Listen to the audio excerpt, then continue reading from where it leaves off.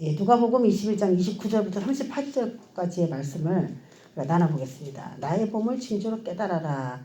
제목이 그건데, 원래는 이제 무화과 나무의 비유를 배워라 이런 얘기인데, 이 무화과 나무의 비유를 통하여서 여러 가지 해석을 막 해줍니다. 그 해석을 이제 토대로 나에게도 과연 이런 봄이 무화과 나무에 잎사귀가 피는 그런 봄이 이제 가까이 왔는가 이런 걸 나에게까지도 접목시키는 그런 마음으로 한번 이제 그거를 이렇게 되기를 이 시간에 그걸 이제 내 얘기로 들을 수 있도록 여러분들 이제 그렇게 하면서 오늘 들으면 좋겠습니다. 여태까지 세상에 임할 일들을 쭉 소개를 했고 마지막 시대에 일어날 일들을 쭉 소개했고 그 세상에 일어날 일들 그게 뭐 상징이냐 뭐 의미가 어떤 것이냐 우리가 이제 다뤄봤지만 실제적으로 일어나는 일이다. 이제 그렇게 우리가 생각을 했습니다. 그래서 마지막 때에는 우리가 가히 말할 수 없는 여러 가지 환란이라든지 많은 문제들이 계속 일어나게 되는데 우리 지난 시간에 잠깐 본 것 중에 제일 중요한 거는 이스라엘 백성들에게서 일어난다는 거예요. 이 성전이 너무 아름답지 않아요? 에서 시작했던 얘기죠. 너무 아름답게 지어졌죠? 이 성전이. 근데 이 성전이 돌 위에 돌 하나도 남지 않고 다 무너뜨려질 것이다. 그러면서 종말에 일어날 일로 이렇게 쭉 소개가 되어 있습니다. 그래서 이 종말론하고 이스라엘하고 예루살렘 성에 대해서는 뭔가 불가분의 관계입니다. 그래서 이스라엘의 무너짐과 이 세상의 무너짐 이걸 같이 보고 있는 거예요. 두 가지를 같이. 그래서 세상이 마지막에 어떻게 될 건지를 알기 위해서 주님께서는 이제 이스라엘이라는 나라가에서 이루어지는 일도 참고를 해서 이제 해봐라 이런 얘기거든요. 그래서 우리가 그 전에 이스라엘에서 일어날 일을 이방인의 때가 차기까지 이방인들에게 밟히면서 땅에는 큰 환난과 이 백성에겐 진노가 있을 것이다. 그러면서 두 가지 일이 이렇게 일어날 거라고 얘기를 해주셨어요. 근데 오늘 우리가 보는 29절부터는 요 이야기를 이제 하나의 비유로 다시 설명하기 시작하셨는데 그게 무화과 나무의 비유입니다. 지금 설명하는 것처럼 29절에 무화과 나무와 모든 나무를 보라 그랬어요. 이에 비유로 이르시되 지금 이제 한 가지 예를 들어서 쉽게 좀 설명해 주시려고 하는 건데 무화과 나무와 모든 나무를 보라 그랬습니다. 마태복음에서는 무화과 나무의 비유를 배우라 그렇게 소개를 하고 있습니다. 마태복음과 누가복음이 지금 차이는 뭐냐면은 무화과 나무 하나를 통하여 그 무화과 나무 자체를 통하여 내가 무엇인가 할 얘기가 있다. 마태복음은 그건데 누가복음은 무화과 나무와 모든 나무를 보라 이렇게 소개를 하고 있어요. 그래서 우리가 무화과 나무는 뭐고 모든 나무는 뭐냐 그거를 이제 알고 싶은데 그게 23절에 답이 나온 거예요. 제가 아까 읽었던 것처럼 이는 땅에는 큰 환란이 있겠고 이 백성에겐 진노가 있겠습니다. 그래서 분명히 땅에 일어나는 진노와 내 백성에게 이스라엘 백성에게 일어나는 일이 서로 구별이 되어 있습니다. 그래서 이 세상 전체에 일어나는 일과 이스라엘이라고 한 나라에 일어나는 일이 지금 같다라고 표현하고 있어요. 그래서 어쨌든 마태복음에 있는 이 말이나 누가복음 29절의 말이나 마지막 세상의 끝에 일어날 일인데 한 곳에서는 무화과 나무라고 해서 이스라엘에게 집중하고 있는 반면 누가복음에서는 세상의 모든 나라에게 동시다발적으로 일어나는 일과 매치를 시켜서 이렇게 풀어갔어요. 그래서 누가복음에는 지구상에 거하는 모든 사람에게 일어나는 일이다. 그런 이야기들, 그런 뉘앙스가 쭉 같이 이스라엘의 멸망과 같이 소개가 되어 있습니다. 그래서 무화과 나무는 여기에서는 이스라엘을 상징하고 모든 나무는 이방민족 전체 이런 식으로 구성이 되어 있다라는 것, 더 폭넓게 서술이 되어 있습니다. 그래서 29절 그 무화과 나무와 모든 나무에 대한 비유는 종말에 이스라엘과 예루살렘 성에서 일어나는 일과 무화과 나무의 결실을 연결시켜서 내가 지금 설명하려고 한다 이거예요. 그 무화과 나무의 이야기를 잘 봐야 되겠죠. 자, 무화과 나무에 이렇게 특징이 있습니다. 무화과 그러면은 무화과 그 이름을 보서는 꽃이 없는 거죠. 꽃이 없는 과일인데 꽃이 없다는 게 아니라 우리가 이제 나무가 순서적으로 꽃이 핀 다음에 거기에서 이제 열매가 생기고 막 하는 건데 그렇게 되지 않고 그냥 같이 펴요, 같이. 그래서 꽃이 없는 게 아니라 있긴 있는데 순서가 그렇게 되지 않았다고 해서 이제 붙여진 이름입니다. 그래서 이 무화과 나무의 특징이 다른 나무하고 조금 다르죠. 그래서 이스라엘을 상징할 때에 무화과 나무가 참 제격이라서 이렇게 표현하셨나 보다 이 생각도 듭니다.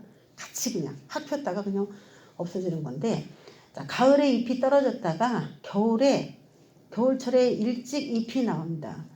그러면은 이제 사람들이 봄이 가까웠구나 이렇게 알게 돼요. 이른 봄을 알리는 그런 거예요. 그래서 이스라엘에서 일어나는 일들을 주시해서 봐야 되는데, 제가 오늘 지도를 저렇게 걸어놨잖아요. 중국이 중앙에 있는 그런 지도에서 이제 이스라엘이 중앙에 있는 지도로 제가 이제 교체를 하면서 붙이면서 딱 그 감동이 온 거예요. 이제부터 세상의 모든 중심은 이스라엘 쪽으로 다시 이렇게 쏠려가겠구나. 중국 중심으로 여태까지 돌아갔는데 이제는 이스라엘 중심으로 돌아가는 뭔가 기류가 있지 않나. 오늘 설교인데 또 그건데 그 감독이 드는 거예요. 붙이는데 그렇게 될 가능성이 많다. 그래서 봄이 가까웠음을 알려준다. 그래서 무화과 나무 그러면 봄 이렇게 생각할 수가 있죠. 그러니까 우리 지금 종말과 연결시켜서 이스라엘을 보고 있는데, 이스라엘에 그런 일이 일어나면은 예수님의 재림이 가까운 거기 때문에 성도들에게는 봄이 가까운 거예요. 봄. 그러니까 이렇게 여러 가지 재난이 일어나는 거 거기에만 집중하는 게 아니라 그거는 세상 끝에 일어날 한 가지 잠깐 일어날 일일 뿐이고 새로운 봄이 이제 오는 거죠. 새로운 봄이. 그러니까 우리가 집중해야 될 거는 환난과 종말과 재난과 뭐 고통과 뭐 이런 게 아니라 그걸 지나고 겨울 같은 그런 시즌을 지나고 도래할 예수 그리스도의 나라, 거기에 이제 집중을 해야 되는 거죠. 그래서 우리가 요한계시록 보면 어이구 무서워라 그렇게 하는 사람들이 이제 그 현 시대만 보는 거고, 그런 일이 일어나는 거는 이제 뒤에 예수님의 나라가 가까이 왔다. 영원한 나라 가까이 왔다. 또 소망입니다. 소망. 항상 겨울이 온 다음에 봄이 온다는 게 이게 참 아이러니한 겁니다.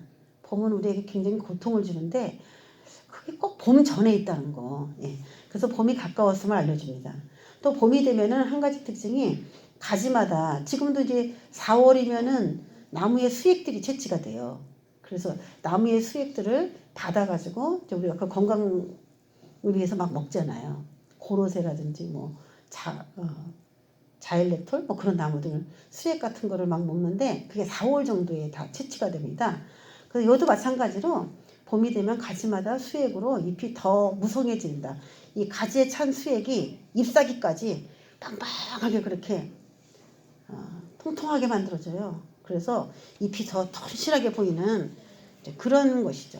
자, 무화과 나무를 한번 본다면은 이렇게 생겼습니다. 무화과 나무가.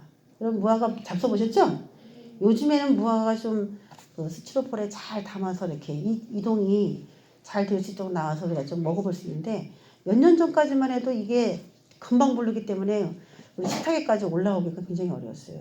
그래서 무화과 제가 사진을 걸어놨는데, 오늘 이 본문하고는 조금 다르겠지만 다른 본문에서 예수님께서 잎만 무성한 걸 보시고 무화과 나무를 저주하신 그 사건이 있습니다. 너무 시장하셔서 무엇인가 얻기를 바랐더니, 그리고 이렇게 나무를 보셨는데 잎은 무성한데 열매가 없어서 그 나무를 저주했더니 즉시 말라버렸더라라고 하는 사건이 나와요. 그런 것들을 우리가 이해하기가 어렵죠. 그런데 오늘 제가 두 번째 오른쪽에 띄워놓은 그림을 보면은 여러분이 그 해답을 얻을 수 있어요. 그 문장에 대한 해답도 나와요. 지금 잎이 엄청 무성하죠? 두 번째 나무가. 그런데 어떻습니까? 거기 열매가 있어요? 없어요? 있죠? 예. 예수님께서 괜히 성질이 이상하셔서 시장하셔서 뭔가 구하려고 했는데 열매가 안 달려서 저주하자, 배고픈 걸 못 참는 그런 육성을 바라셨나? 그렇게 생각할 수가 있는데, 다른 사람의 시장을 해결해 줄 수 없는 이스라엘을 그 무화과 나무로 또 표현했어요. 그때도. 그러니까 그 전후 문맥을 보면은 이제 어느 길로 가다가 이제 무화과 나무에게 저주하신 그런 이야기가 나오는데, 실제로 이스라엘에게 율법을 주시고 그 율법이 이스라엘에게만 영향을 미치는 게 아니라 모든 사람에게 공급원이 될 수 있도록 이방인들까지도 하나님을 믿는 백성으로 되도록 하나님은 원하셨어요. 근데 이스라엘은 자기 자만심에 빠져서 그 율법을 다른 사람에게 뭐 이렇게 먹거리로 배불리게 주지 못한 거죠. 그게 그 무화과 나무로 소개되고 있는 거고, 무화과 때가 아직 아닌데 왜 그걸 저주했느냐, 이상하다 이렇게 생각하지만은, 저 그림을 봤을 때 잎이 무성할 때에 무화과가 전혀 안 보이는 게 아니에요. 무화과가 거기 있어요. 그래서 먹을 만큼 되진 않았다 할지라도 이 나무가 앞으로 열매를 맺을 수 있을지 없을지는 이미 답이 나와 있다는 겁니다. 그래서 저것이 수액으로 꽉 차서 어동통통 윤기 있게 그렇게 잎사귀가 너무나 많이 있다 할지라도 들춰보면은 그것이 다 열매가 보여야 된다는 거예요. 그러니까 지금 그거는 때가 안 돼가지고 열매를 안 맺었다는 그런 얘기로 표현을 했지만은 때가 돼도 그것은 맺을 수 없는 것이기 때문에 그 이스라엘이 지금 현재 앞으로 기대를 한다 할지라도 열매를 맺을 수 없는 그런 상황에 대해서 누구의 시장을 해결해 줄 수 없는 그런 이스라엘에 대한 분노예요, 그게. 자, 그런 식으로 오늘 이제 잎사귀를 보면은 우리가 이제 알 수 있겠습니다. 자, 그러면서 30절에 싹이 나면 너희가 보고 여름이 가까운 줄을 자연히 아나니 그랬어요. 싹이 나면은 너희가 보고 이제는 봄이 지나 여름이 되겠구나 뭐 그렇게 그 여름 준비를 이제 하게 되고 막 이런 얘기를 하는 건데 왜 여기서 여름이라는 얘기를 또 이렇게 썼냐면은 여름이 끝이라고 하는 히브리어하고 언어가 거의 유사해요. 그래서 여름이다 그러면 히브리인들은 그 발음상 비슷하니까 끝이라고 발음하는 거나 이렇게 같이 이렇게 생각을 한 거예요. 그래서 무화과 나무에 싹이 나면은 그건 종말이다. 이렇게 해석을 해도 이제 이들이 이해를 하는 거예요. 언어 유희 같은 거예요. 그래서 이스라엘이 시계라 이렇게 얘기하죠. 시계. 전 세계에 예수님의 재림을 알려주는 시계 역할을 하고 있습니다. 그래서 싹이 나냐? 아니면 근데 싹이 났죠? 그 싹 난 거를 언제로 보냐면은 1948년 독립으로 봐요. 자체적인 나라를 갖는 그때를 그때 싹이 난 이스라엘로 봅니다. 근데도 지금 한 꽤 많은 시간이 지났잖아요. 70년 이상이 지났는데 이와 같이 너희가 이런 일이 일어나는 것을 보거든 하나님의 나라가 가까이 온 줄 알아라 그랬어요. 자, 이런 일이 일어나는 것을 보거든 하나님의 나라가 가까이 온 줄 알아라. 이런 일이 뭐냐면은 그 전에 이스라엘에게서 일어나는 환란 이야기도 쭉 나왔던 거. 그런 거거든요. 자, 31절을 본다면은 이런 일이 일어나는 것을 보거든 그게 이제 이스라엘에서 이렇게 뭐 도망가고 뭐 예루살렘에 에워싸이고 이런 일들을 보거든 하나님의 나라가 가까이 온 줄 알아라. 그러면서 이스라엘과 하나님 나라를 이제 동일시키고 33절에 보면은 이 모든 일을 보거든 인자가 가까이 곧 문 앞에 이른 줄 알아라. 하나님 나라가 가까이 온 줄 알아라. 인자가 가까이 온 줄 알아라. 그러면서 여러 가지 얘기를 이제 여기서 해주는 거예요. 하나님의 나라, 인자의 도래 그런 것과 이스라엘이 굉장히 가까우니까 그 무화과 나무가 열매를 맺고 잎사귀를 맺고 하는 시즌이 이렇게 순서대로 이렇게 나오는 것처럼 너희들이 지금 내가 앞에서 설명한 그런 일들이 순서적으로 발생하면은 예수님의 재림이 나왔다는 거를 자연히 알 수 있지 않냐. 그러니까 어떤 사람이 위험하냐면 성경에서 예수님 재림하기 전에 무슨 일이 일어나는지를 성경으로 안 배운 사람들 있잖아요. 그런 사람들이 문제가 되는 거예요.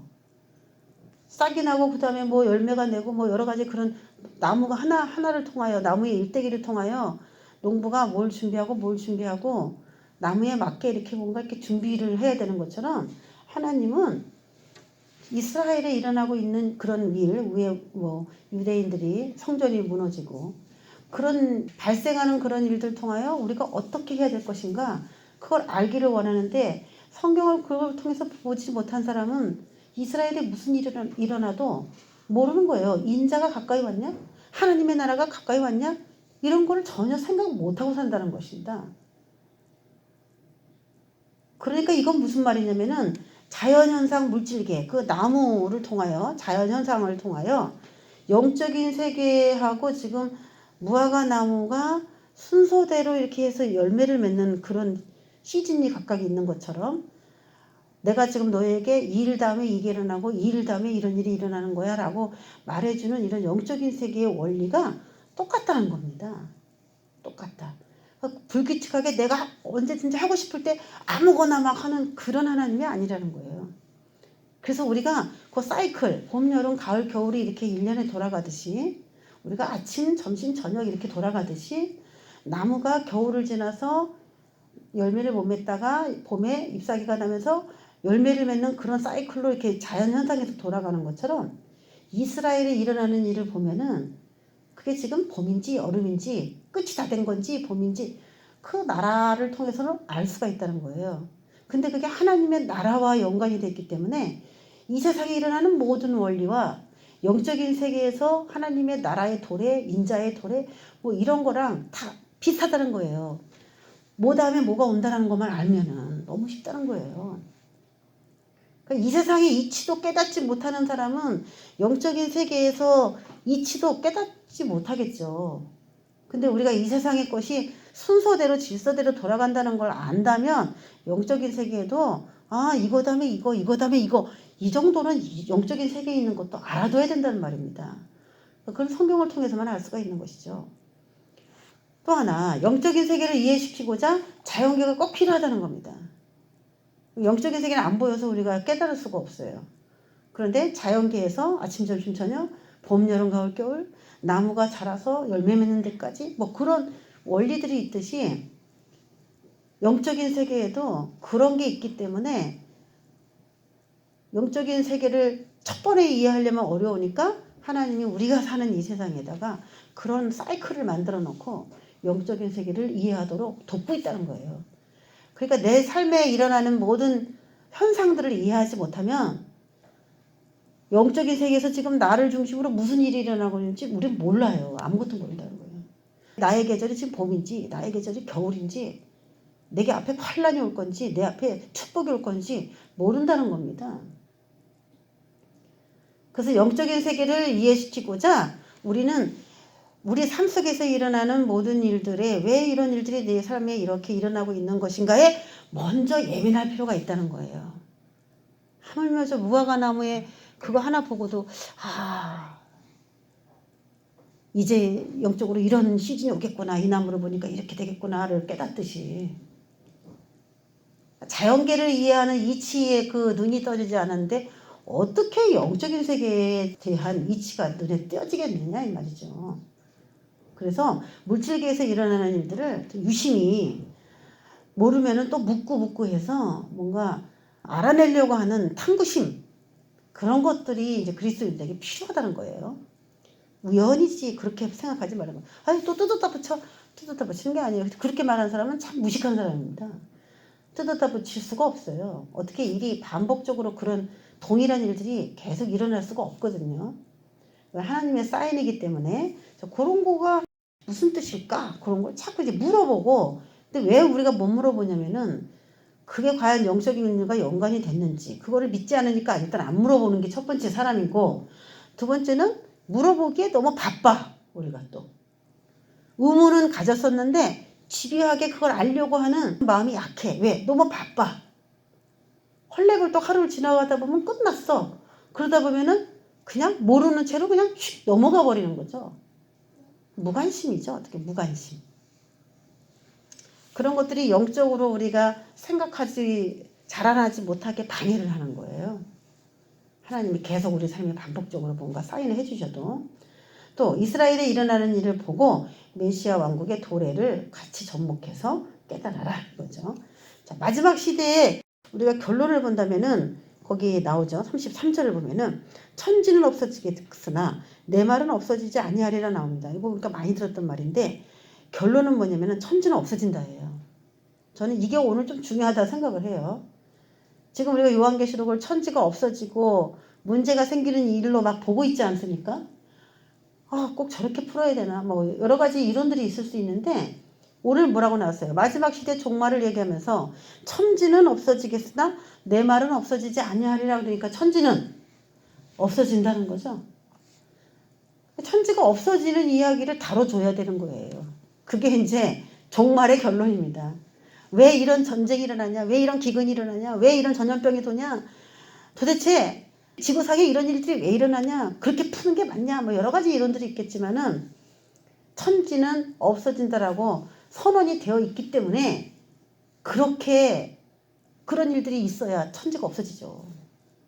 그거는 이상한 해석이 절대 아니라는 것입니다. 또 우리의 과제는 그 다음에 34절 너희는 스스로 조심하라. 이제 우리가 이제 여기서 중요한 거죠. 종말에 대해서 쭉 알려줬어요. 순서가 어떻게 될 건지 알려줬어요. 그리스도인들이 박해받는 그런 시대가 올 거고 그 다음에 뭐 전쟁과 기근과 전염병 여태까지 우리가 겪지 못했던 아주 최악의 그런 상황들이 펼쳐진 다음에 이제 이스라엘에서는 전쟁이 일어나면서 이스라엘들이 막 어려움을 당하는 그런 일들이 이제 막 동시다발적으로 막 일어나는 거예요. 그랬을 때 이게 예수님의 도래가 재림이 가까웠구나. 그렇게 생각하고서 정신을 바짝 차려야 되는데 여기서 정신을 차려라 막 이런 얘기를 주로 이제 재림 얘기하면서 많이 하는데 그건 뭐냐면은 정신을 차려라는 거 뭐냐면 시대에서 무슨 일이 일어나는 거를 순서적으로 알고 있으면요. 그 다음에 무슨 일이 일어날 건지 점진적으로 알게 되기 때문에 대비가 가능하다 이 말이에요. 그러니까 정신을 차려라는 얘기는 똑바로 된 이 지식을 갖춰라 이렇게 볼 수 있어요. 그리고 지금 그런 일들이 일어나고 있는 거를 내가 아무리 지식을 갖춰도 모르면은 나하고 상관이 없는 이야기가 돼요. 내가 올바른 지식을 갖추고 그것이 지금 어디까지 전개가 됐는지 늘 주시를 해야 그것이 정신 차리는 거예요. 그게 아무것도 모르고 정신을 차려라 술 먹은 사람처럼 그렇게 생각을 하면 안 되는 거죠. 그래서 우리가 해야 될 건 지금도 해야 될 거는 스스로 조심하라. 자, 그렇지 않으면 어떻게 되느냐? 자, 세 가지 이제 주의사항이 나왔어요. 그렇지 않으면 방탕함에 빠진다. 술 취하게 될 것이다. 생활의 염려가 엄습할 것이다. 근데 생활의 염려가 오니까 어떻게 되냐? 마음이 둔하여지고 뜻밖의 그날이 덕과 같이 너에게 이 말이야. 내가 아무리 지식을 갖추고 있어도 거기에 대한 제대로 된 대비를 하지 못하면은 내가 거기에 희생양이 된다는 건데 이 주의사항을 가만히 보고 이제 우리가 한번 얘기를 나눠보겠습니다. 방탕함은 뭐냐면은 태폐적으로 사는 거, 그리고 도덕이 깨진 거죠. 안일한 삶, 괜찮아 하면서 그렇게 사는 게 이제 방탕함입니다. 술 취함은 오늘은 매대인데 매대. 만취의 결과 그냥 술만 많이 취했다 이 뜻이 아니에요. 만취한 결과 수치스러운 모습을 보이는 거. 구약에서 노아가 포도주 먹고서 그렇게 했듯이 수치스러운 모습이 노출되는 그런 것을 수치함 거기 그 단어 속에 거기까지 들어있어요. 그리고 생활의 염려로 마음이 무뎌진다. 이건 뭐냐면 그냥 마음이 무뎌졌다 그게 아니라 영적으로 무뎌진 상태를 말하는 거예요. 근데 그 영적으로 무뎌지는 이유 중에 원인 중에 하나가 생활의 염려래요. 그러니까 우리가 염려 지금 많이 하잖아요. 우리는 염려를 굉장히 많이 하는 사람들인데 그래서 걱정하지 마라. 아무것도 염려하지 말라. 이런 얘기를 계속 하나님이 하시는 이유가 무뎌져요. 우리 영성이. 그래서 염려가 많은 사람들은 쉽게 성령님의 그런 것들을 놓쳐버려요. 그러니까 좀 긍정적인 사람들이 하나님을 잘 믿을 수 있어요. 근데 별 걱정도 아닌데 막 큰 머리에 이만큼씩 근심을 싸고 가는 사람들 있잖아요. 이루어지지 않은 내일의 일까지도 그냥 일이 다 걱정하는 사람. 그런 사람들이 하나님을 참 섬기기가 어렵습니다. 오늘 일은 오늘. 자, 그런데 이 방탕함과 술 취함은 육체적인 이 문제로 볼 수가 있어요. 그리고 생활의 염려로 뭔가 무디어졌다. 이것은 종교적인, 그러니까 정신적인 거예요. 염려는 정신적인 것이죠. 술 먹었다, 방탕하다, 이건 육체적인 것인데, 염려다, 걱정한다, 이거는 육체적인 게 아니라 이 정신적인 거예요. 그러니까 너희가 스스로 조심하라. 육체적으로, 정신적으로 스스로 조심하라. 이런 얘기가 되는 것이죠.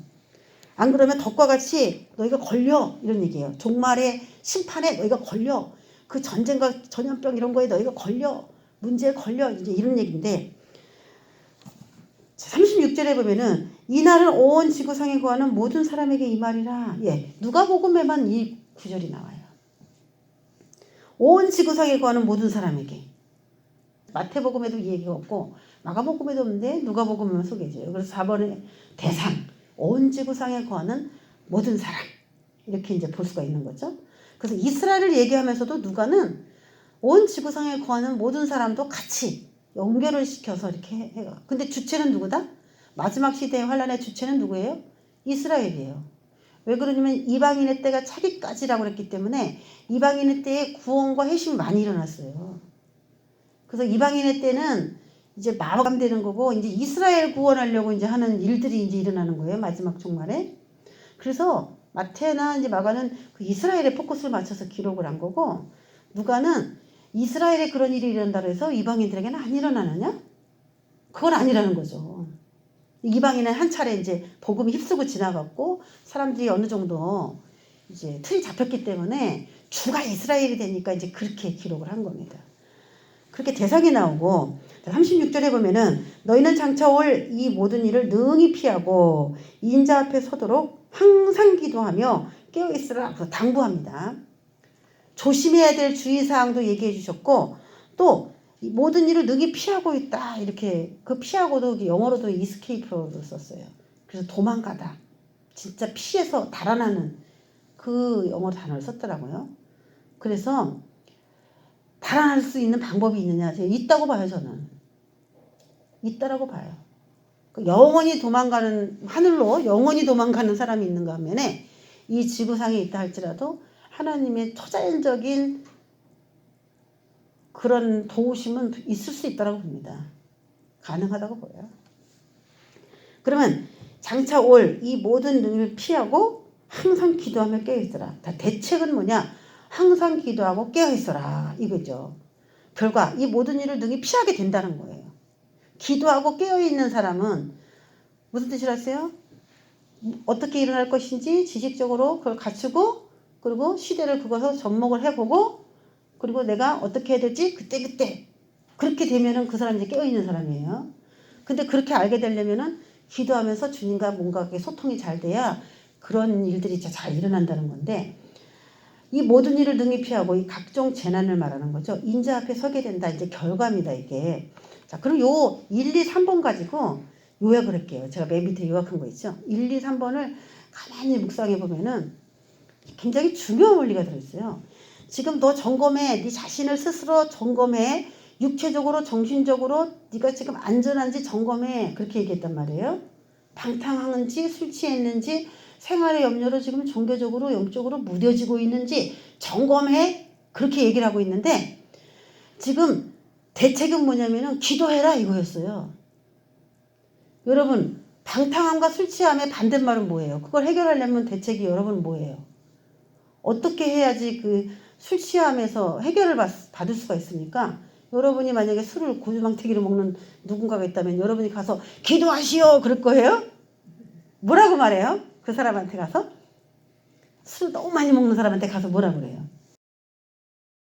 술 끊어라. 술 그만 먹으라잖아요.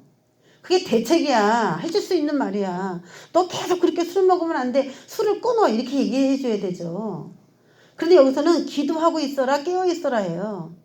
그러니까 어떻게 보면은 이 술 취함과 방탕함이 육체적이고 물질적인 뭐 그런 거일 수도 있지만 실제로 이게 정신적인 것도 있을 수 있다는 거죠. 그런데 술 취함과 방탕함이 뭐 정신적인 것이든 육체적인 것이든 상관없이 대책은 기도였어요. 그래서 육적인 정신적인 문제가 사람들에게 왜 발생하느냐라고 봤을 때 기도를 하지 않느냐 기도를 하느냐의 그 유무에 따라서 그 사람이 정신적으로나 육신적으로 뭔가 주의사항을 어길 가능성이 많다는 것이 이제 증명이 된 거예요. 술을 끊어라 방탕하면 안 돼 뭐 왜 염려해 막 이렇게 나와야 되지만 대책이 그냥 간단하게 기도하라 이렇게 나온 거 보니까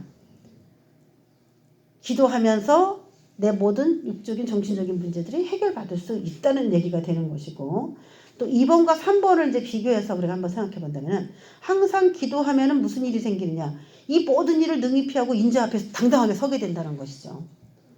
그래서 재난 탈출의 방법은 내가 각종 재난에 탈출할 수 있으려면 기도할 때 그렇게 어떻게 탈출하게 되는지를 알게 된다는 거예요. 그게 이제 깨어있는 건데 주님의 음성을 들을 수 있는 게 깨어있는 것이죠. 기도할 때 알게 된다는 건데 예, 기도하는 그런 영적으로 깨어있는 상태 그 기도한다는 거 보면은 우리가 누가복음 18장에 그 과부의 기도를 볼 때 인자가 올 때에 그런 믿음이 과연 있겠냐 하면서 한탄하셨어요. 그렇게 자신의 문제 가지고 주님 앞에 또 오고 또 오고 또 오고 또 오고 과연 그런 믿음이 그 시대에 있느냐 걱정하셨거든요. 그만큼 인본주의적으로 모든 문제를 해결하려고 하는 시스템이 작동된다는 거예요. 마지막 시대에. 그런데 하나님께 문제를 해결받으려고 하는 그 누군가가 있다면은 그 사람에게는 재난당하지 않는 주님의 갖가지 지식이라든지 정보 이런 것들이 다 깨달아질 수 있게 된다는 것입니다. 너 지금 그렇게 하면 안 돼. 너 지금 너무 술 취했고 너무 염려에 빠져 있어. 그렇게 하면은 네가 위험해 라고 자각이 막 일어나는 거예요. 기도하는 그 영으로 깨어있으려고 몸부림치는 그 사람에게 하나님의 그 신선한 그런 훈계 같은 것들도 느껴질 수 있는 그런 사람이 된다는 것을 깨어있다 이렇게 해도 표현할 수가 있는 것입니다. 자, 우리도 인자 앞에 서도록 항상 뭐 해야 돼요? 기도해야 됩니다. 항상 기도하는 거 사실 뭐 어렵습니다. 하다가 다 떨어져 나가죠. 아이고 꼭 이렇게 해야 돼 막 이러면서 자기 제 갈 길로 다 가는 건데 저는 누구랑 약속한 건 아니지만 저랑 약속했어요. 저랑 죽을 때까지 그냥 내가 정해놓은 시간에는 무조건 기도하고 가는 걸로. 왜냐면은 저는 겁이 많아서 그런 건지 간이 작아서 그런 건지 모르겠는데 삼천포로 한참 빠졌다가 헤맸다가 다시 정상적인 길로 돌아오는 그런 우를 범하고 싶지는 않습니다. 어떻게 보면 용기도 없는 것일 수도 있고 자신감이 없는 것일 수도 있고 누가 뭐라고 말을 해도 제가 할 말은 없습니다만은 저는 그렇게 길이 아닌 곳으로 빠져들어갔다가 헛된 길로 빠져들어갔다가 아차 싶어서 제 길로 돌아오고 그런 그 우를 범하면서 살고 싶지는 않아요. 저는 그것이 싫어요. 싫고 어떻게 보면은 두렵기도 하고. 그래서 저는 그냥 안전한 길로 가는 것을 선택하는 거예요. 그냥 안전한 길. 그냥 기도가 잘 되는 날도 있어요. 안 되는 날도 있어요. 어떨 때는 하기 싫은 날도 있고요. 해도 아무것도 보이지도 않고 들리지도 않고 그런 날도 있고 어떨 때는 또 기분이 좋은 날도 있고 새로운 깨달음이 오는 날도 있고 천차만별입니다만은 저는 그냥 성경을 믿는 거예요. 왜냐면 기도는 너희들을 유익하게 한다. 특별히 방언을 하라. 그런 단순한 이야기들을 그냥 실천하면서 수렁에 빠지고 싶지는 않은 겁니다. 모험을 하고 싶지는 않아요. 전 제 인생을 걸고. 그래서 그냥 단순 논리로 성경에서 좋다 그러면 좋은 거구나. 하라 그러면 이유가 있겠지. 그러면서 그냥 순탄하게 살기를 원하는 거죠. 순탄하게. 모범적으로 그렇게 그냥 평범하게 가는 거를 원하는 겁니다. 그러니까 바로 이거예요. 각종 재난으로부터 구해질 수 있는 거는 기도의 유무에 따라서 혹시 내가 정신적으로 육체적으로 잘못된 삶을 살 수 있다 할지라도 기도할 때 주님이 알려주심으로 인하여 내가 그걸 받아들이려는 끼어있는 영성만 있다면 언제든지 수정도 보완도 다 된다면은 기도야말로 우리에게 보험이 아니냐 이거죠. 그리스도인들에게. 할렐루야. 보험 하나씩 다 드시고 미래를 보장받는 저와 여러분 되시길 주의 이름으로 축원합니다. 인자가 올 때까지 인자 앞에 서는 그때까지 고예요. 이래서 못하고 저래서 못하고 여러분 이래서 못하고 저래서 못한다고 말하는 사람 치고 밥 세 끼 안 먹는 사람 있습니까? 이래도 먹고 저래도 먹지요. 먹는 시간 줄이라고 하면 절대로 안 줄이는데 뭐 때문에 못하고 다 핑계고 결국은 내가 하기 싫은 거야. 누구 때문이 아니야. 문제는 나야. 난 거예요. 예수께서 낮에는 성전에서 가르치시고 밤에는 나가 감람원이라는 산에서 쉬셨어요. 예수님도 쉬셨습니다. 여기서 의로가 되더라고. 예수님은 밤에도 일하시고 낮에도 일하셨더라고. 비교해가지고 내가 자꾸 이렇게 위축될 텐데 낮에는 가르치시고 밤에는 쉬셨대. 그러니까 나도 감사합니다. 당당하게 밤에는 쉬어도 되는 걸로. 모든 백성이 그 말씀을 들으려고 이른 아침에 성전에 나갔더라. 말씀을 사모하는 영혼들이 성전으로 모여들기 시작했습니다. 이제 그런 시즌이 또 될 거예요. 지금도 말씀을 너무 사모하는 사람들, 또 기도가 갈급한 그런 사람들이 일어나려고 하는 시즌이에요. 답답해요. 지금 사람들의 심령이. 그럴 때 이런 영적인 원리 깨닫는 우리가 되기를 원하고, 또 우리가 제목에서 오늘 말한 것처럼 나한테 왜 이렇게 어려운 일들이 계속 반복해서 생기는 걸까? 너무 외롭고 쓸쓸하고 춥다, 고통스럽다 이런 걸 느낀다면은 내 인생이 지금 겨울인가 보다. 그렇다면 이제 봄이 오는 것이지 라고 그렇게 위안을 받으시기를 주의 이름으로 축원합니다. 기도하겠습니다. 하나님 아버지, 우리의 모든 문제가 해결의 방법이 다 있는데도 우리가 그 열쇠를 사용하지 않는다면 지금도 우리에게 문제겠지만 예수님이 재림하실 때도 여전히 그건 우리를 어렵게 하는 문제가 될 것입니다. 우리가 단순하게 성경에서 하라는 대로 가장 안전한 보험, 기도라고 하는 가장 안전한 보험으로 우리 인생을 마감할 때까지 또 한 번 넘어지고 문제가 발생되는 일이 없도록 주님을 의지합니다.